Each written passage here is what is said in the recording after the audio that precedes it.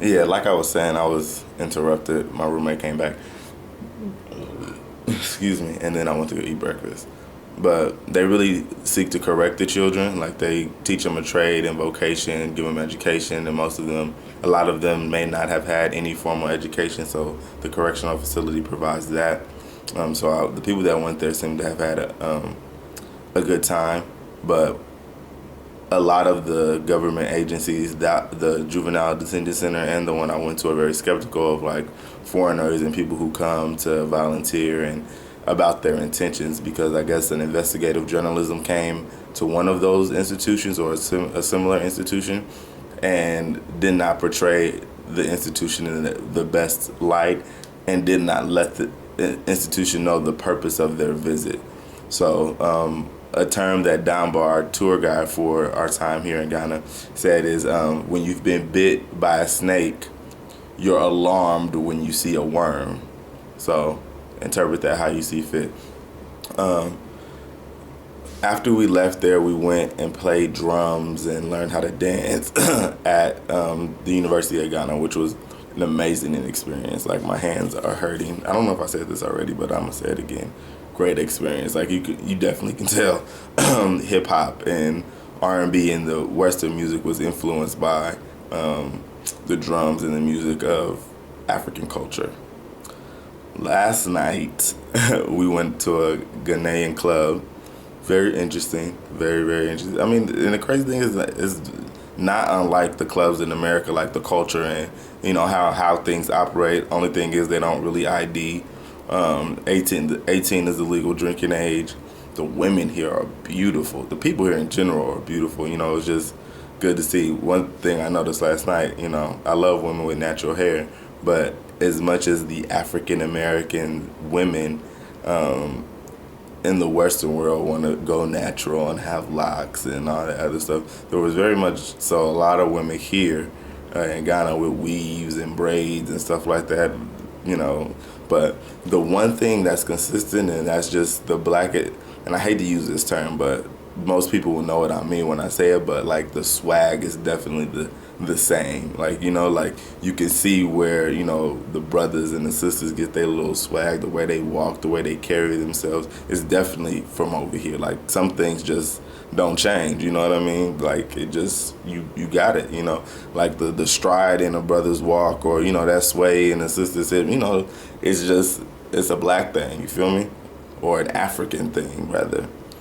So that was a good experience. Like everybody had a good time. I was a little disappointed at how Americanized the club was, or as far as music influences are concerned. Like they were playing Justin Bieber and Rihanna, which I didn't get in the States. I'm not a fan of either. So I was like, I didn't really want to come here and hear that. I can go hear that back there. But, music is music. It's universal. And they, everybody seemed to love and enjoy it. They liked the American women. The men did.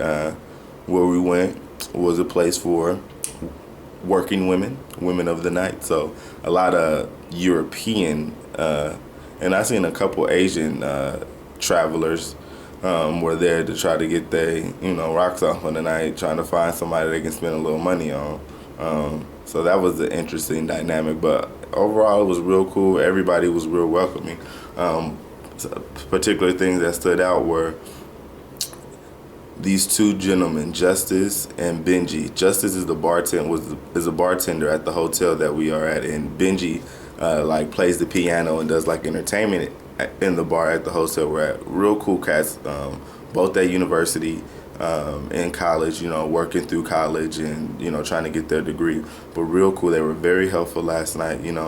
We ordered cabs for the night, and by 1:30 we went out there to wait for them, and they weren't there yet. And a lot of the people we were with were doing like they do in America, go outside, wait and stuff like that. But Justice was very much like, no, it's not. He told me to go grab, tell the girls to come back in because it's not safe for them to be outside on the street waiting for the taxi. And really providing that not shelter, but that safety for for us, giving us the inside of the community, and just real cool people. I sang with Benji on the piano before we went to the club. I didn't know they were going, but I mean, it was real cool. And you know, Justice was like, I live up to my name, I provide justice. One of the girls, the bartenders at the club, was trying to get her to pay twice for the drinks that she paid. And you know, I seen her pay, and Justice seen her pay, and Justice was like, you know, I was about to walk with her. He was like, I got it. Justice went over there and you know, let the dude know like she already paid and she's not paying again, because she was about to pay again. You know, don't know what I mean. At least I don't have money to repay, so, or to double pay. So he got that situation handled, but it's just so great to see the camaraderie and the kinship that I have amongst brothers. Like, I feel like home. I feel like these my people, these my brothers, and they greet you with such. And then like, I think another thing that kind of helps with me is my hair. So they have that common. Not a lot of them have locks in the Ghanaian culture. From what I've heard, it's not looked down upon, but you know, most men don't have hair. They have very short cuts. But everywhere I go, a Rasta man or somebody trying to sell me weed. Well, we'll talk about that on another day. But yeah, so it's just been interesting. I'm a little tired right now. We didn't get back till 2. Didn't get to sleep till about 2:30, and the bus is probably out there already, but we're leaving at 7:30, so it's probably 7:30 right now, so I probably should go down. All right.